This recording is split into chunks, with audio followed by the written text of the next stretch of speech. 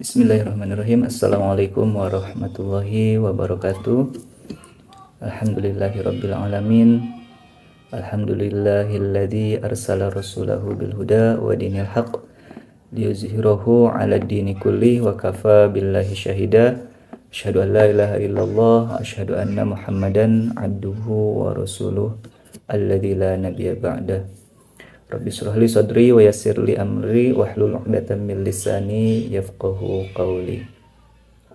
Alhamdulillah sahabat dimanapun Anda berada, berjumpa dengan saya di kesempatan kali ini.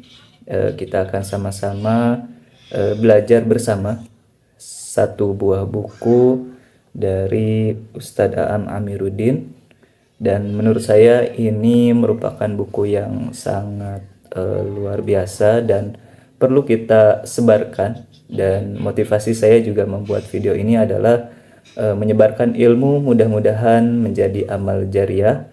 Barangkali dari Bapak Ibu, teman-teman, sahabat semuanya yang menyaksikan video ini mendapatkan sedikit ilmu dan itu menjadi amal jariah bagi saya. Dan di sini saya disclaimer dulu bahwa saya bukan ustadz, tapi saya mencoba untuk menyampaikan apa yang saya pahami dari buku ini, dan lebih kurangnya lebih banyak menyampaikan apa yang ada yang tertulis di dalam buku ini. Jadi mohon maaf jika ada kekeliruan, dan kita sama-sama belajar menyampaikan ilmu. Mudah-mudahan tadi ada berkahnya, khususnya buat saya dan bagi Bapak Ibu sekalian ataupun rekan-rekan sahabat semuanya. Baik, di kesempatan kali ini saya akan coba memaparkan, lebih tepatnya akan lebih banyak membacakan ya Bapak Ibu, sahabat semua, rekan-rekan, sebuah buku karangan dari Dr. A'am Amiruddin MSI, yaitu buku yang berjudul Sudah Benarkah Sholatku. Jadi buku ini berisi seputar ataupun tentang pembahasan tentang sholat. Dan sebagaimana yang kita ketahui, kita umat Islam khususnya seharusnya sudah barang tentu menjadikan sholat ini ibadah yang utama dan harus tahu ilmunya, karena sesuai dengan syaratnya diterima sebuah amal itu salah satunya harus ittiba'ur rasul, yaitu harus mengikuti tata cara yang sudah disampaikan oleh Nabi kita Muhammad SAW. Nah, di kesempatan kali ini saya akan coba nanti memaparkan buku ini. Mudah-mudahan video ini akan berseri berlanjut, dan mohon koreksinya jika ada yang kurang tepat atau keliru dalam penyampaiannya. Kita sama-sama belajar seperti itu ya rekan-rekan semua. Baik, bismillah. Buku ini kita akan coba sampaikan dulu. Jadi judul buku ini adalah Sudah Benarkah Sholatku, Panduan Gerakan dan Bacaan Sholat. Maaf ya, ini videonya masih terbalik ya tampilannya, tapi ini saya bacakan. Ini karangan Dr. A'am Amiruddin MSI. Sebelum lebih lanjut juga saya ingin menyampaikan bahwa ya ini sebagai bentuk keprihatinan bahwa kita sebagai umat Islam di Indonesia khususnya terkadang banyak yang melaksanakan ibadah itu hanya sekedar ikut-ikutan dan tidak mengetahui ilmunya ya, khususnya sholat gitu ya. Makanya penting bagi kita untuk mempelajari agar terutama sholat kita itu benar-benar kita mengetahui sumbernya, apa yang kita lakukan itu gitu ya. Baik, bismillah. Buku ini penulisnya Dr. A'am Amiruddin MSI. Ini terbit cetakan edisi revisi, cetakan 1 edisi revisi tahun bulan September tahun 2023. Ini berarti cetakan revisi tahun lalu ya. Tebal buku ini halamannya berjumlah 452 halaman. Dan ini merupakan cetakan tadi ya, cetakan revisi cetakan revisi 1 tahun 2023. Baik, bismillah. Sebelumnya kita akan sampaikan dulu bab-bab yang ada di dalam buku ini. Jadi di dalam buku ini ada 14 kalau tidak salah ya. Saya juga belum selesai membacanya. Jadi ini kita akan sama-sama belajar. Ya, di sini ada 14 bab. dan ada kata pengantar ya di awal, kemudian ada 14 bab. Untuk bab-babnya di sini yang pertama ada bab toharoh, kemudian ada bab azan dan iqomah, ada tempat sholat, kemudian bab sholat itu tersendiri, kemudian ada menggapai kehusyuan dalam sholat, kemudian ada sholat berjamaah, kemudian ada pelaksanaan sholat bagi wanita, kemudian bab 8 ada keringanan dalam sholat, kemudian ada sholat Jumat, ada sholat sunnah, kemudian ada sholat sunnah yang tidak dicontohkan, ini juga banyak ya. Kita banyak sholat-sholat yang sebetulnya itu tidak dicontohkan. Kemudian ada sholat jenazah, kemudian ada sujud, dan ada bab 14 itu bedah masalah. Jadi total ada 14 bab di dalam buku ini. Baik, bismillah, kita akan mulai dulu ke dalam kata pengantar dari buku ini yang disampaikan oleh Dr. A'am Amiruddin MSI. Di paragraf pertama, kata pengantar dalam buku ini, beliau menyampaikan bagi seorang muslim ibadah sholat mempunyai kedudukan yang utama dan istimewa. Dari sisi perintah, keistimewaan ibadah sholat kepada Rasulullah Sallallahu Alaihi Wasallam dan umatnya langsung datang dari Allah Subhanahu Wa Taala dalam peristiwa Isra dan Mi'raj. Nah, ini beliau membuka kata pengantarnya dengan menyampaikan bahwa sholat ini merupakan sholat ataupun ibadah yang utama. Dalam hal perintah atau penyampaiannya pun Rasulullah SAW seperti yang kita ketahui yang maksur ataupun yang yang sudah kita kenal di dalam peristiwa Isra Mi'raj, Rasulullah SAW mendapatkan perintah atau ibadah sholat ini untuk umatnya ya. Dan ini merupakan suatu keistimewaan sholat di mana ibadah-ibadah lain itu disampaikan tidak secara langsung ya melainkan melalui wahyu yang disampaikan oleh malaikat Jibril, tetapi untuk sholat sendiri disampaikan oleh Allah Subhanahu Wa Taala langsung kepada Rasulullah di dalam peristiwa Isra dan Mi'raj. Kemudian Ustadz A'am Amiruddin atau Dr. A'am Amiruddin MSI ini menyampaikan di dalam surat Al-Isra, di sini mengutip surat Al-Isra ayat 1, yaitu yang artinya Maha Suci Allah yang telah memperjalankan hambanya yaitu Nabi Muhammad pada malam hari dari Masjidil Haram ke Masjidil Aqsa yang telah kami berkahi sekelilingnya agar kami perlihatkan sebagian tanda-tanda kebesaran kami kepadanya. Sesungguhnya Allah Maha mendengar, Maha melihat. Kemudian beliau menyampaikan keputusan Allah Ta'ala menyampaikan perintah sholat tanpa perantara menunjukkan keistimewaan dan keutamaan ibadah ini. Sebagaimana firman-Nya dalam surat Al-Ankabut ayat 45, dan laksanakanlah sholat, sesungguhnya sholat itu mencegah dari perbuatan keji dan munkar. Ketahuilah sholat itu lebih besar keutamaannya daripada ibadah lain. Allah mengetahui apa yang kamu kerjakan. Kemudian beliau melanjutkan di dalam di dalam kata pengantarnya, sementara dari keutamaannya ibadah sholat menjadi penentu amal-amal selanjutnya kelak pada yaumul hisab. Rasulullah Shallallahu Alaihi Wasallam bersabda, sesungguhnya amal yang pertama kali dihisab pada seorang hamba pada hari kiamat adalah sholatnya. Jika sholatnya baik, sungguh ia telah beruntung dan berhasil. Namun jika sholatnya rusak, sungguh ia telah gagal dan rugi. Jika berkurang sedikit dari sholat wajibnya, maka Allah Ta'ala berfirman, lihatlah apakah hambaku memiliki sholat sunnah, maka disempurnakanlah apa yang kurang dari sholat wajibnya, kemudian begitu pula dengan seluruh amalnya. Nah, ini menunjukkan bahwa ibadah sholat ini menjadi penentu kelak di yaumil hisab.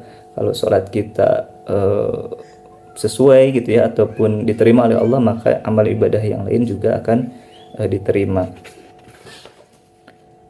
Kemudian selanjutnya di dalam hadis lain Rasulullah Sallallahu Alaihi Wasallam bersabda, pokok segala sesuatu adalah Islam, tiangnya adalah sholat, dan puncaknya adalah jihad di jalan Allah. Hadis riwayat Muslim. Di hadis yang lain, jarak antara seseorang dan kekafirannya adalah meninggalkan sholat. Hadis riwayat dari Imam Muslim. Nah, ini juga salah satu keistimewaan ataupun keutamaan sholat, di mana sholat ini menjadi jurang pembatas antara seorang muslim dan seorang kafir atau menjadi pembeda ya. Karena memang di amal-amalan yang lain itu orang-orang kafir itu bisa melaksanakannya ya, sebagaimana sedekah, orang-orang kafir juga bisa melakukan bersedekah dengan hartanya, dalam arti bisa membantu dengan hartanya.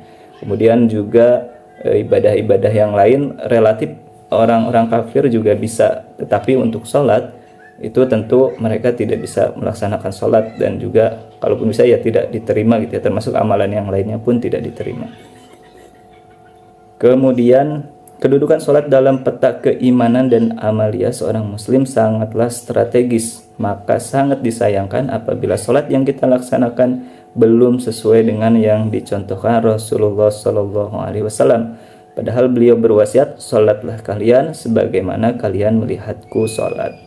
Hadis riwayat Bukhari. Nah, ini harus kita garis bawahi ya rekan-rekan semua, khususnya untuk saya pribadi, bahwa kita harus benar-benar yakin bahwa sholat yang kita lakukan itu sudah sesuai atau tidak dengan yang Rasulullah SAW contohkan.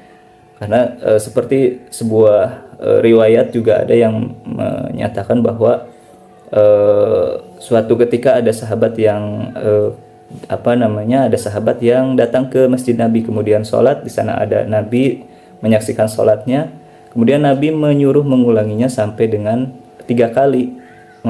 Mengapa demikian? Karena sholatnya tidak sesuai dengan tuntunan ataupun dengan tata cara yang dicontohkan oleh Rasulullah SAW.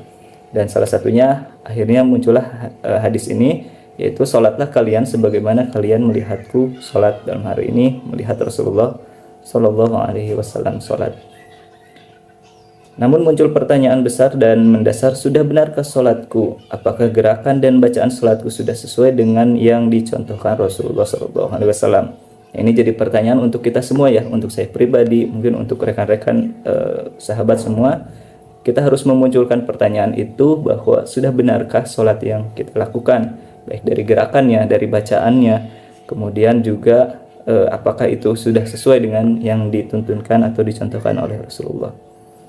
Oleh karena itu diperlukan sebuah panduan untuk memperbaiki kualitas sholat, baik dari segi gerakan dan bacaannya. Selain itu diperlukan referensi bacaan ibadah sholat yang komprehensif, sehingga setiap muslim bisa meningkatkan kualitas ibadah sholatnya, memahami setiap bacaan sholat yang dilafalkannya, dan memaknai setiap perbedaan dengan dasar dalil-dalil yang jelas. Untuk itulah buku Sudah Benarkah Sholatku ini hadir sebagai jawaban bagi setiap muslim yang ingin mengetahui gerakan dan bacaan sholat Rasulullah SAW. Tidak hanya sekadar melaksanakan sholat sesuai dengan tuntunan Nabi, tapi juga dihayati supaya bisa meraih manfaat dari sholat yang kita lakukan. Nah, ini Dr. Amiruddin MSI menyampaikan bahwa di dalam bukunya ini memang beliau menghadirkan buku ini untuk kita semua sebagai seorang muslim, bagi yang ingin mengetahui gerakan dan bacaan sholat Rasulullah SAW itu seperti apa. Dan untuk tadi ketika ada muncul pertanyaan apakah sudah sesuai, nah ini bisa kita rujuk ke buku ini.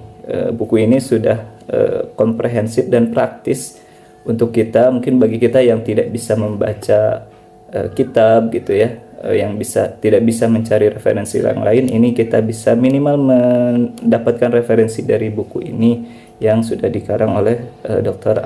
Amiruddin MSI. Kemudian beliau menyampaikan bahwa buku ini pertama kali terbit pada tahun 2008. Jadi buku ini sebetulnya tahun 2008 itu sudah dicetak, dan sehingga akhirnya memotivasi saya untuk mengemas ulang buku ini dengan tampilan yang lebih fresh. Jadi ini ya tadi ya disampaikan bahwa ini adalah buku revisi, cetakan revisi pertama di tahun 2023. Tentunya dengan mempertimbangkan hasil analisa kebutuhan umat saat ini, saya cantumkan beberapa perbedaan yang seringkali terjadi dalam sholat yang disertai dengan dalil dan pendapat ulama yang sahih. Nah, ini juga penting ya bagi kita untuk mengetahui perbedaan-perbedaan yang terjadi di dalam sholat, baik itu di dalam gerakan, kemudian juga di dalam bacaan, sehingga kita Ketika kita mengetahui adanya perbedaan-perbedaan itu, kita menjadi bijaksana di dalam misalkan ya di dalam bermasyarakat ya.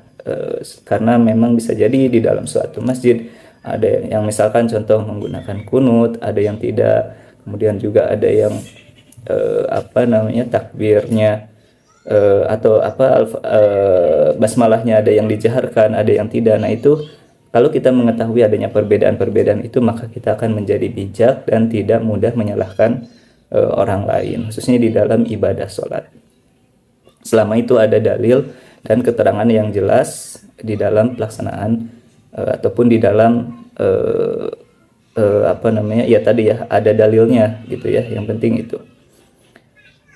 Kemudian beliau menyampaikan, tentunya saya menyadari bahwa buku ini banyak kekurangan, maka dari itu saya sangat menanti kritik dan saran dan masukan dari pembaca yang bisa disampaikan melalui email.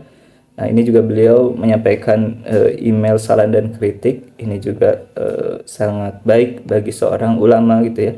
Maksudnya beliau sangat tawadu meminta saran dan kritik jika ada kekurangan atau kekeliruan di dalam buku ini. Semoga buku ini bisa menjadi amal jariah dan memberikan manfaat bagi siapa saja yang membacanya dan mengamalkannya. Ya mudah-mudahan ya ini menjadi amal jariah bagi beliau sebagai penulis buku ini, Dr. Aam Amiruddin MSI, yang kita bisa mengambil manfaat dan hikmahnya. Dan tentunya bagi saya juga mudah-mudahan dengan menyampaikan video ini juga kebagian amal jariahnya gitu ya. Mungkin Bapak Ibu tidak sempat membaca buku ini. Nah ini saya coba bukan menyampaikan isinya tapi membacakan ya, karena mungkin Bapak Ibu mungkin ada kesibukan ataupun teman-teman semuanya ada kesibukan. Nah ini saya coba membacakannya untuk Bapak Ibu semua sebagai bentuk tadi mudah-mudahan jadi amal jariah untuk saya pribadi gitu ya. Itu kata pengantar yang disampaikan oleh Dr. Aam Amiruddin di dalam buku ini. Nampaknya kita akan batasi video kita ini sampai mungkin di 20 menit ya maksimal. Sekarang ada 17, baru 17 nih durasinya. Kita coba maksimal di 20 menit. Mudah-mudahan nanti setiap serinya kita sampaikan 20 menit. Kalau tidak cukup kita bahas lagi ya, kita sampaikan lagi di video berikutnya. Baik, kita akan mulai masuk ke bab 1. Mungkin bab 1 tidak akan selesai semuanya saya bacakan. Jadi di bab 1 ini kita akan sama-sama belajar mengenai toharoh atau bersuci. Di sini di bukunya disampaikan ada sebuah kutipannya dulu ya. Ini saya munculkan seperti ini, terlihat tidak ya? Jadi ini nih di sebelah sebelum masuk ke babnya ini ada apa namanya selipan sebuah kutipan. Di sini disampaikan, barang siapa yang menyempurnakan wudhunya kemudian ia berdoa, maka akan dibukakan baginya 8 pintu surga sehingga ia bisa memasukinya dari pintu mana saja yang ia sukai. Nah ini ada kutipan-kutipan yang highlight dari setiap babnya ya, seperti itu. Baik, bismillah, kita masuk ke bab toharoh. Secara bahasa, toharoh adalah bersuci, sedangkan secara istilah para ulama fikih, toharoh adalah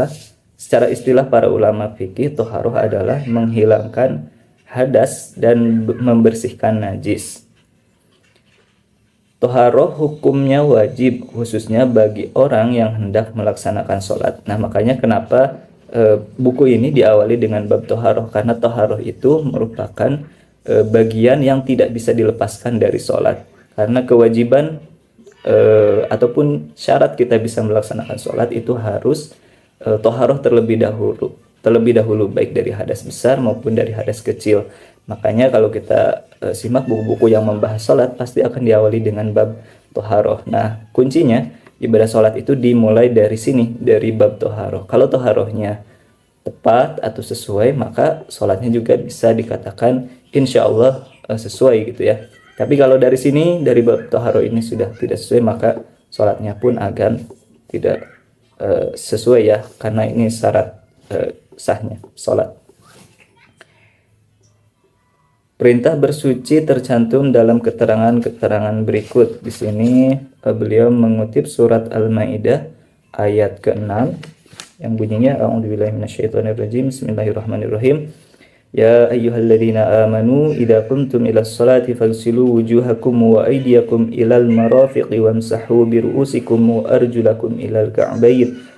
Wa in kuntum junuban fattahharu wa in kuntum marda aw ala safarin aw jaa ahadun minkum minal ghaiti aw lamastumun nisa falam tajidu ma'an fatayammamu sa'idan thayyiban famsahu biwujuhikum wa aydikum min ma yuridullahu liyaj'ala 'alaikum min haraj walakin yuridu liyutahhirakum wa liyutimma ni'matahu 'alaikum la'allakum tashkurun. Artinya, hai orang-orang yang beriman, apabila kamu hendak melaksanakan sholat, basuhlah wajahmu dan tanganmu sampai ke siku, sapulah kepalamu dan basuh kedua kakimu sampai ke kedua mata kaki. Jika kamu junub, mandilah. Jika kamu sakit atau dalam perjalanan atau kembali dari tempat buang air atau dari kakus atau menyentuh perempuan, bertayamumlah dengan debu yang bersih jika kamu tidak memperoleh air. Usaplah wajahmu dan tanganmu dengan debu itu. Allah tidak ingin menyulitkanmu, tetapi Allah hendak membersihkanmu dan menyempurnakan nikmatnya bagimu agar kamu bersyukur. Al-Quran Surat Al-Ma'idah ayat 6. Ali bin Abi Thalib radhiyallahu anhu berkata, Rasulullah sallallahu alaihi wasallam bersabda, Miftahus sholatil tuhur, kunci salat adalah bersuci. Tadi ya seperti yang sudah disampaikan bahwa salat itu kunci awalnya, gerbang awalnya itu bersuci atau toharoh.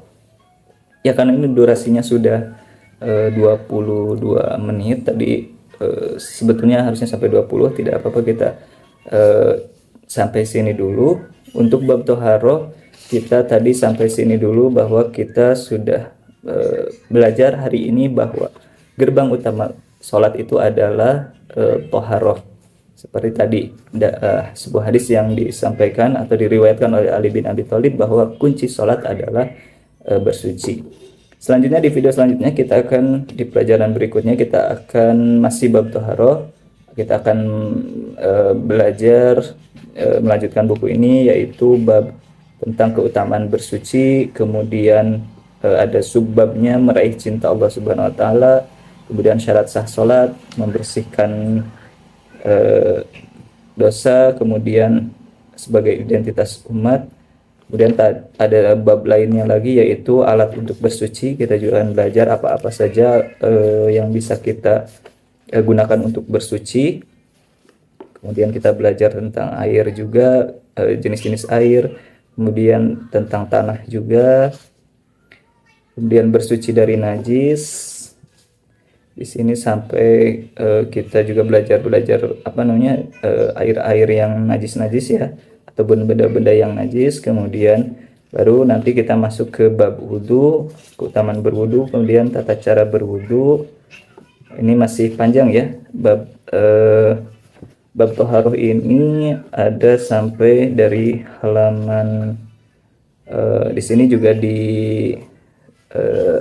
dicantumkan gambar-gambarnya seperti ini ya, Bapak Ibu semuanya. Jadi sudah ada keterangan gambarnya. Jadi sebetulnya ini sudah cukup lengkap karena disertai dengan gambarnya juga. Kemudian sampai ada doa berwudu. Ini kemudian ada salat syukrul wudu. Ini banyak ya, bab pembahasan toharoh ini panjang karena ini juga sebagai penentu tadi ibadah sholat kita. Jadi bab toharoh ini dari halaman 1 sampai dengan halaman 48. Jadi ada 48 halaman untuk hanya membahas tentang bab toharoh ini. Oke, baik, terima kasih buat rekan-rekan, Bapak Ibu, teman-teman semuanya yang menyaksikan video ini. Saya memohon maaf jika ada kekeliruan, ada kekurangan di dalam penyampaiannya. Mudah-mudahan kita semua istiqomah, khususnya saya bisa mengamalkan juga apa yang saya sampaikan, dan lagi-lagi mohon doanya mudah-mudahan istiqomah dan juga menjadikan video ini sebagai amal jariah untuk kita semuanya. Jika video ini bermanfaat, silakan juga disebarkan sebagai juga amal jariah bagi Bapak Ibu, rekan-rekan semuanya, juga kebagian amal jariah dengan menyebarkan ilmu. Dan kita akan bertemu kembali di video ataupun pembahasan berikutnya. Terima kasih. Kita tutup dengan doa kafaratul majlis. Subhanakallahumma wa bihamdika asyhadu an la ilaha illa anta astaghfiruka wa atubu ilaik. Wal afwu minkum. Wassalamualaikum warahmatullahi wabarakatuh.